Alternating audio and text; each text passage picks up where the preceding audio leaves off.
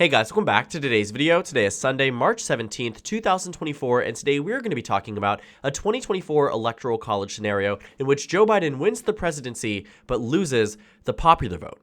Now, the conventional wisdom over the past 20 years, in fact, for the nearly entirety of the 21st century, is that in order for Democrats to win the Electoral College, they must win the popular vote by a specific margin.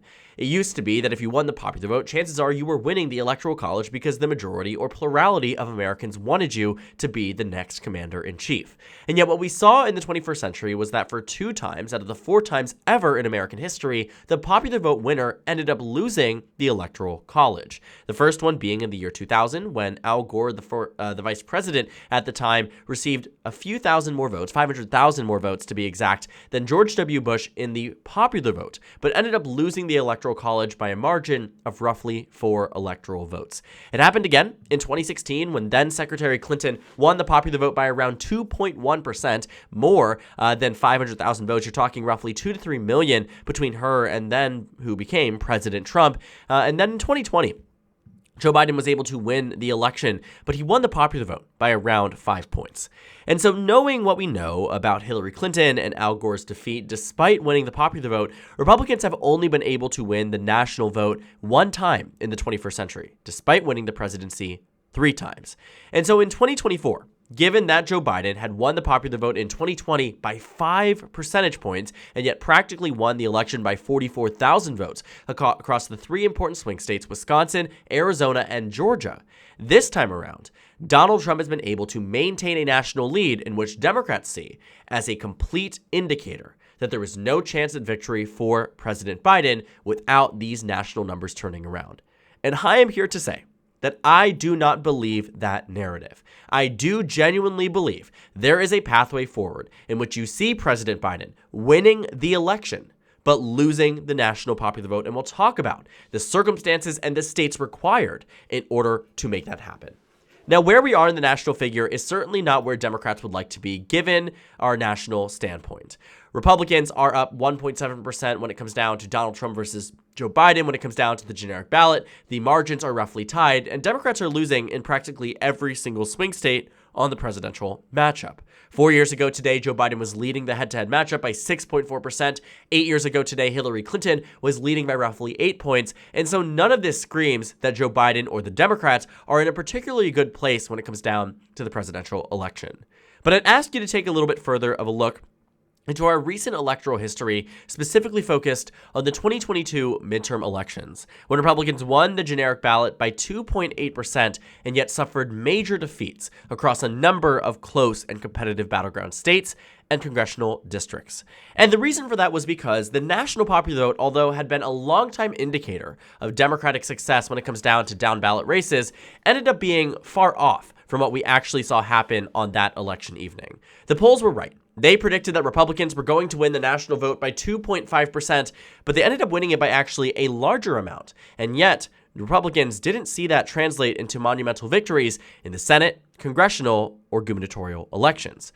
And so knowing that, Democrats now look to 2024 maybe with a little bit of a different lens, but I think a lot of us are really stuck in where we were back in 2020. Regardless of your party affiliation, I think what we have seen is that this election is genuinely unlike any other where Donald Trump is on the ballot. And so for the 3rd time in United States history, Donald Trump is the Republican nominee for president, just won that nomination last Tuesday. In fact, Joe Biden won it as well. So both of them will absolutely be appearing on the ballot for their respective parties this coming November. There's no chance that that doesn't happen. And so now that we're in for a Trump versus Biden rematch, yet again, there are many considerations at play, many different dynamics at play, all of which are telling us that the numbers are looking a lot better for Donald Trump nationally and in some of these statewide polls than we otherwise might think. But so, looking at our electoral map, you might be thinking, how do you get to a Joe Biden victory without him winning the popular vote? Because this 1.7% advantage is in fact translating to victories in all of the swing states listed. Arizona, Nevada, Wisconsin, Michigan, Pennsylvania, North Carolina, and Georgia, all of them have Donald Trump in the advantage. And so knowing this, we are going to be taking a look at a very narrow pathway in which Donald Trump wins the presidency. We're going to characterize all of the same states from 2020 as to how they voted then, and then we'll move forward in a bunch of other states. We'll move forward in looking at some of these more competitive swing states and really analyzing, on a deeper level, more about President Trump, more about President Biden, who's going to be winning these states, who's going to be winning these districts here. And so let's go ahead and just get back to our 2020 map. Ohio, Kentucky, Tennessee, the rest, all of them, and the remainder here are red states. And we find ourselves at a 303 to 235 electoral map. Now, this is where Democrats obviously would love to be, November 5th, 2024. If this is the map, if they've done everything correctly, they've won the same exact states they did in 2020. But the numbers tell us that at least a few states are going to flip. Right now, Donald Trump has a 7-point advantage in the state of North Carolina. He has a 5.5% advantage in the state of Georgia. He has a 5-point advantage in the state of Arizona, and he has a 7-point advantage in the state of Nevada. These other 3 states, Wisconsin, Michigan, and Pennsylvania, Joe Biden has lost these states based on what the polls are saying, but not nearly by the same amount that these other swing states are switching. Michigan is the most, Trump plus 3.5. Wisconsin is the second most, Trump plus 1. And Pennsylvania has Trump up by 0.6%. Now, why are these 3 states singled out? Well, I will say that the leads for Joe Biden in all of the remaining states and districts, like Nebraska's second, is above 5 points. He's in a position where he is probably going to win these states regardless of what happens in many of the other ones, very similar to what happened in 2016. But the difference here is that looking at Wisconsin, Michigan, and Pennsylvania, we are now at a point where Democrats reasonably could win them with just a minor polling error. And it isn't just that. The same exact polling error that existed in 2022, if applied to Wisconsin, Michigan, and Pennsylvania, actually would shift these states in the favorable column for Joe Biden, unlike Nevada, Arizona, Georgia, or North Carolina, all of which the polling errors from 2022 still keep these states in the Donald Trump column. And looking back, again, at that national popular vote, it never really made sense, I think, looking back on this election, that Republicans were able to win over the electorate nationally by 3 points, yet lost in some of the most crucial and important swing states and competitive districts. And that matters for states like Pennsylvania, where Dr. Oz lost to John Fetterman and then the lieutenant governor, the Democratic nominee for Senate, by 5 percentage points, again, when the national numbers were showing Republicans with the upper hand by 3. Blake Masters in Arizona lost by 5 points against Mark Kelly. Herschel Walker ended up losing by 2. Adam Laxalt ended up losing by 1. Don Bolduc ended up losing by 10. All of these states were supposed to be potential and probable Republican pickups. Even I predicted that Pennsylvania was going to go red. I had hope here that Democrats were going to be able to win Georgia and Arizona. I thought that's, I was going to be right about my prediction that I had kept with a year out. But I didn't really have hope for how I was predicting things back in 2021 when I was looking at my November 2022 prediction. The numbers had changed. The circumstances had changed. And our predictive model from a year out from the election was very different than what our expectations were that coming November. Because in the time between 2021 and 2022, what happened was Glenn Youngkin and Mayra Flores, and switches in these states and switches in these districts and shifts all across the nation. But then came the Dobbs decision.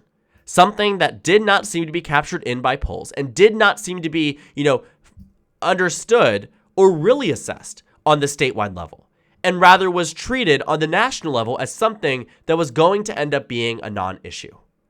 The talking points for Republicans here was that Pennsylvania was going to go red because of the economy. Arizona was going to go red because of the economy. That these governor elections where there were direct implications on their stances on abortion weren't going to matter because these states were voting on the economy.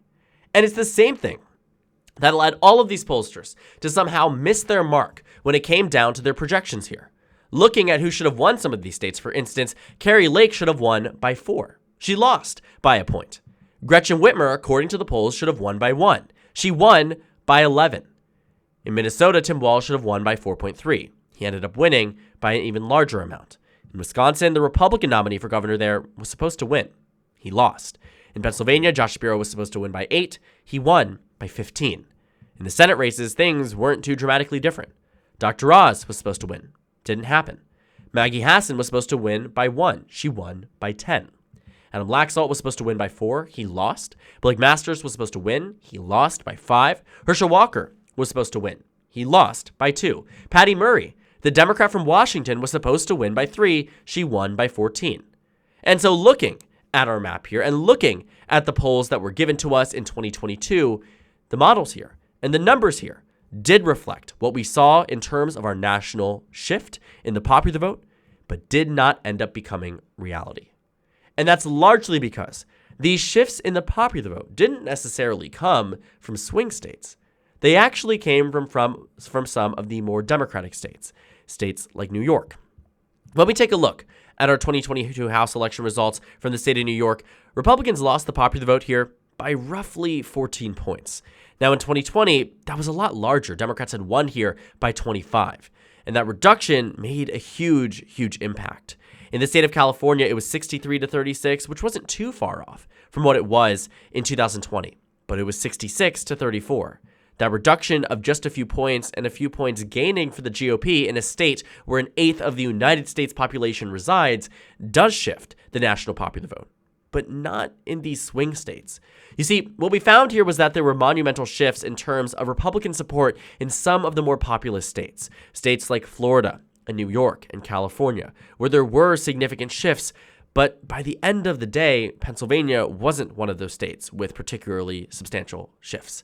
It shifted by maybe 4. Michigan, even a state that had a split delegation going into the midterms, saw no movement when it came down to the congressional majority, or no movement when it came down to the congressional popular vote.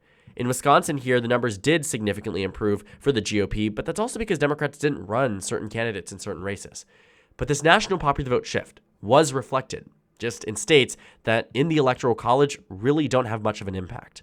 New York could be decided by 1 point, 5 points, 10 points, 15 points. The only real impact here is that it would impact the national popular vote, not the general election outcome. Joe Biden is at a position we probably will be seeing reduction in support, especially when it comes down to the most left-leaning voters. Left-leaning voters out there that reject Joe Biden's approach to the war in the Middle East, reject Joe Biden's approach to international and domestic affairs. The reason why Biden's approval rating is low right now is largely because of independents, but also because of Democrats out there, left-leaning individuals, in which his approval rating hovers around 75 to 80%. What was 85, 90, 95% back in 2021 and in some stages of 2022 has since collapsed into the high 70s. And while that may seem good, the numbers here matter. Because looking at that 79%, that means roughly 21% of the left-wing electorate here is unhappy with President Biden. But what does that mean electorally? Honestly speaking, it doesn't always mean everything. Looking at our national map here, I can imagine that plenty of the Democrats that are voting in New York, in Massachusetts, in California, traditionally extremely left-wing states, may decide to stay home this election, may decide ultimately to just vote down ballot. And so consequently, you see that Donald Trump gains in the national popular vote by the merit of Joe Biden supporters from 2020 not voting for him again in 2024. But what really matters here is what comes down to these swing states. And what we've seen from 2022 is that despite the national popular vote going one way, Democrats have been able to crack some of these states, like Wisconsin, like Michigan, like Pennsylvania, in ways that should not have been expected based on the national popular vote. And just looking at it in its entirety here, there are absolutely ways for Joe Biden to win should he lose this popular vote, and it all comes down to the Rust Belt region. These states have shown us in the House elections, in the Senate elections, and in the governor elections, that they aren't always beholden to national shifts. And while some other states absolutely are, I mean, we saw the shift that we saw in the national margin shift in a state like New York and Florida. But these states are already going to go for their respective parties, that they have been characterized as such. We could have told you this 4 years ago, that Democrats were winning New York and Republicans were winning Florida. And that's a good place to be for both parties, because these are big states that give them a winner-take-all victory. But should the margins narrow down, at the end of the day, if they're still winning it, they are still winning it. It may have implications for down-ballot races, don't get me wrong, that absolutely happens here. But as Democrats are focused on re-electing Joe Biden for 4 more years, it's not out of the reality in which you see the national numbers actually correct, just as they were in 2022. But these individual statewide polls may in fact be wrong, because they have been before. And while they may have mimicked the national shift that we saw between 2018 and 2022, 2020 and 2022 in these statewide polls, when push came to shove and the voters got to the ballot on election day, the shift on the national wasn't driven by swing state voters, but driven by safe state voters, which gave us the wrong way of analyzing things and the wrong way of understanding things. And in almost every single instance, they underestimated Democrats. They underestimated Democrats in the governor's race in Wisconsin by 4 points, in Michigan by 10 points, in Pennsylvania by 7 points. Major, significantly major underestimations for Democrats, which means that there is a reality, because there has been a reality in which this has occurred, that these national numbers are correct, but these statewide numbers are not. And the most likely to keep blue, the most likely to re-elect President Joe Biden, despite the flipping of Georgia, Arizona, and Nevada, are Wisconsin, Michigan, and Pennsylvania. And with that, assuming that Joe Biden wins every other state that he won back in 2020 with the exception of Nevada, he wins the election by an even narrower margin than Al Gore and George Bush, 270 to 268. Very close, but a victory for Democrats regardless, and a victory that could be ushered in despite not winning the national popular vote for the first time in Democratic Party history, in modern presidential history. So thank you guys so much for watching this video. Make sure to comment down suggestions below. Subscribe on the left if you haven't already, and check out the Instagram and Twitter. At the bottom left of the screen, there's also a Discord server for you to go ahead and join. On the screen, there's a video you can watch, and then a playlist for my 2024 presidential election analysis videos. Again, thank you guys so much for watching, and I will see you all tomorrow.